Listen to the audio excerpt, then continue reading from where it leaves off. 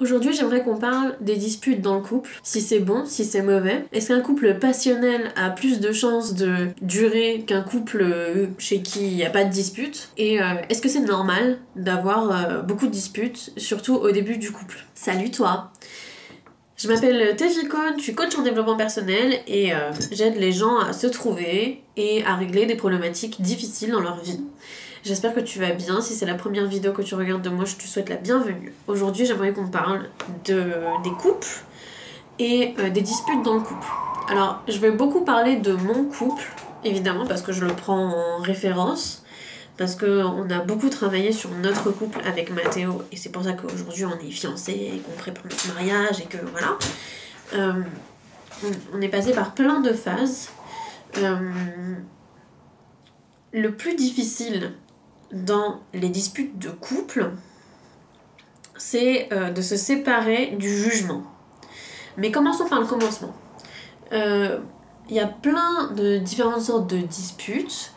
On peut se disputer, il y a la plupart des disputes qui passent comme ça dans le quotidien, c'est les disputes autour des tâches ménagères, ce qui peut arriver. C'est pas grave ce sur quoi on se dispute. Ce n'est pas grave. Après 20 ou 30 ans de mariage, on peut encore se disputer autour des tâches ménagères, ça n'est pas grave. Ce qui est grave, c'est ce qui se passe pendant la dispute. Parce que quand on se dispute, on est dans un état émotionnel de colère, de ressentiment. On est dans des vibrations qui sont très basses. Et je suis désolée, c'est Ciara qui souffle là. C'est la tempête Ciara, donc voilà. Quand on est dans ces vibrations basses, c'est vraiment très difficile de se sortir de là et d'arrêter de se dire que c'est l'autre la cause de ces émotions négatives. C'est très difficile. Et vous allez me dire, mais ce bâtard, ça fait 3 semaines que je lui dis de ranger ses chaussettes et il le fait pas, du coup à la fin je suis énervée, donc c'est quand même un peu sa faute. Et je vais te dire oui, ou alors elle me fait faire la vaisselle, j'en sais rien, alors que j'ai rien demandé et que j'ai même pas utilisé la vaisselle. Je ne sais pas pourquoi vous disputez. Il peut y avoir des choses beaucoup plus qui ont l'air beaucoup plus sérieux, et je ne veux pas minimiser les disputes autour des tâches ménagères parce que c'est un sujet qui est important, je trouve. Je trouve que c'est très important. La répartition des tâches ménagères dans un couple, je trouve que c'est très important. Quel que soit votre couple, quelle que soit l'orientation sexuelle de votre couple, quel que soit le genre des personnes qui composent votre couple, que vous soyez monogame, exclusif, cisgenre, hétérosexuel, que vous soyez gay, LGBTQ+, que vous soyez, voilà, que vous soyez polyamoureux, libertin, etc., à partir du moment où il y a des tâches ménagères dans un couple, dans une relation, c'est toujours compliqué. Et même avec un colocataire, c'est toujours compliqué. Et c'est un sujet qui est important. Donc voilà, je veux pas minimiser ce sujet dans le couple, mais c'est pas de ça dont on parle des disputes. Donc, quand on parle de disputes, dans un couple, ce qui est important, c'est pas ce sur quoi on se dispute, de manière générale. C'est surtout la manière dont on se dispute. À partir du moment où on a des discussions, où on s'énerve avec Mathéo, il y a toujours un moment où on s'arrête et on se dit voilà, on laisse retomber le truc. Lui, il va bouder dans son coin parce qu'il est très je boude. Et moi, je vibre négativement dans mon coin pour essayer d'exprimer ces émotions négatives qui doivent sortir. Et quand la dispute est finie, souvent, je n'arrive pas à dormir ou à m'en remettre comme ça, même quand j'exprime mes émotions, parce que j'ai ce profil hypersensible, atypique, etc., donc il me faut un... Hey Ciara, c'est bon, tu peux arrêter s'il te plaît? Merci. J'ai ce profil atypique qui fait que c'est difficile en fait de sortir de tout ça, quoi. Du coup, qu'est-ce qu'on fait? Eh bien, il faut utiliser plein de techniques différentes. La première étape, c'est arrêter le jugement, ok? Et c'est simple à dire, mais c'est extrêmement pas facile de le mettre en place, ok? C'est pas facile du tout. C'est très simple quand tu lis les livres de communication non violente, tu te dis c'est tellement facile, oh là là, c'est tellement simple. Non, ça n'est pas facile, c'est pas parce que c'est simple que c'est facile. Donc je mesure mes propos quand je vous les donne.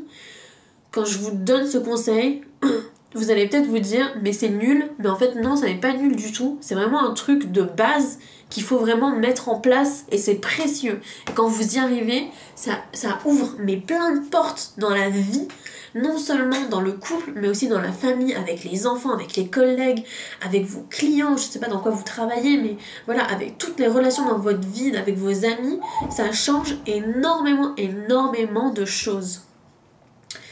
Donc, comment est-ce qu'on fait pour arrêter le jugement ? On arrête d'impliquer l'autre dans nos émotions. Les autres ne sont pas responsables de nos émotions. Quand, j'en sais rien, quand Mathéo il fait un truc, j'ai pas envie de j'arrive même pas à trouver ce qu'il pourrait faire parce qu'on se dispute plus là-dessus. Je prends un truc complètement hypothétique, chérie, si tu regardes cette vidéo, vraiment, je sais que tu fais pas ça. Quand Mathéo oublie ses chaussettes par terre pendant 3 semaines et que je lui dis vas-y range tes chaussettes et qu'il les range pas, ça n'arrive jamais, mais disons ça, prenons ça, et qu'à la fin je suis énervée, c'est un jugement que de dire t'es vraiment dégueulasse, range tes chaussettes. T'es dégueulasse, c'est un jugement de valeur. Donc vous ne pouvez pas, ce n'est pas possible, il faut arrêter de mettre en place des jugements de valeur. Parce que c'est pas parce qu'il range pas ses chaussettes qu'il est sale, tu vois. Il y a plein d'autres choses qui feront en sorte qu'il soit sale, s'il s'est pas lavé pendant 3 jours, ou ce genre de choses. Voilà, on ne met pas en place de jugement de valeur sur les gens. Et d'ailleurs, si vous êtes dans un état dépressif et que vous n'arrivez pas à prendre votre douche, ça ne fait pas de vous quelqu'un de sale, ça fait de vous quelqu'un de dépressif qui devrait se faire aider. Parce que si on n'arrive plus à faire des tâches aussi simples que prendre sa douche, bon bref, je divague, je diverge. Donc, quand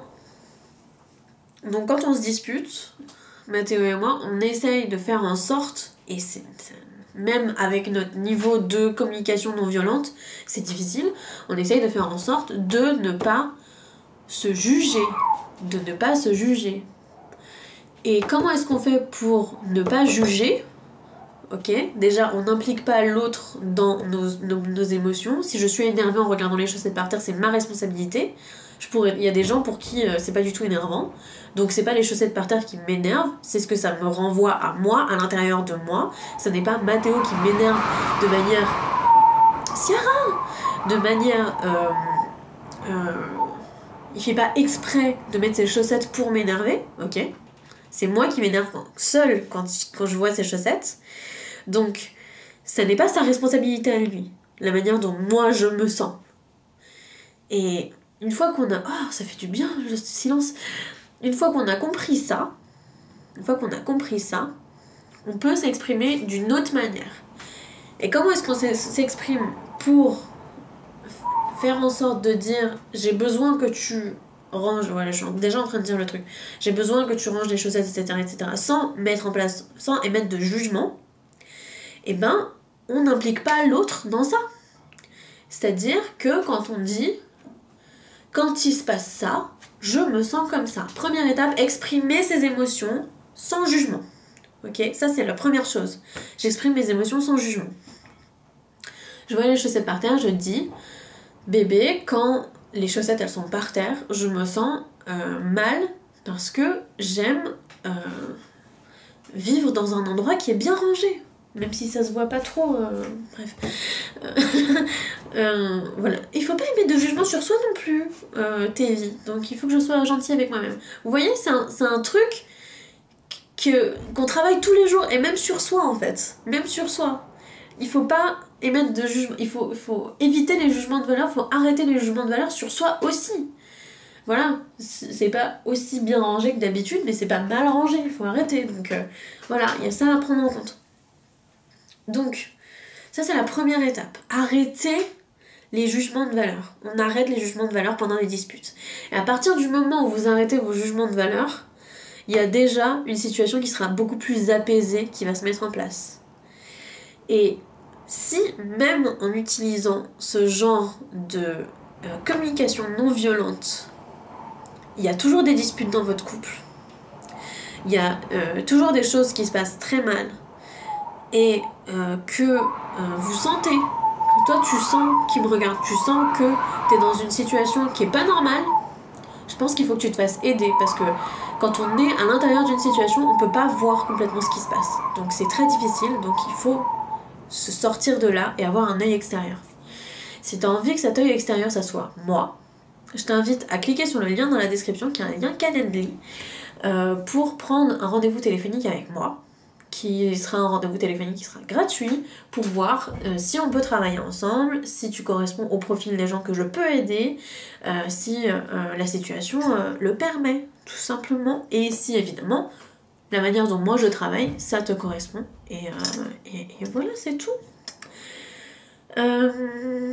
Voilà, j'espère que cette vidéo t'a plu. Si c'est le cas, laisse un pouce en l'air, mets un petit commentaire pour me dire ce que t'en as pensé, et partage cette vidéo pour qu'elle soit mieux référencée sur les réseaux sociaux. C'est tout.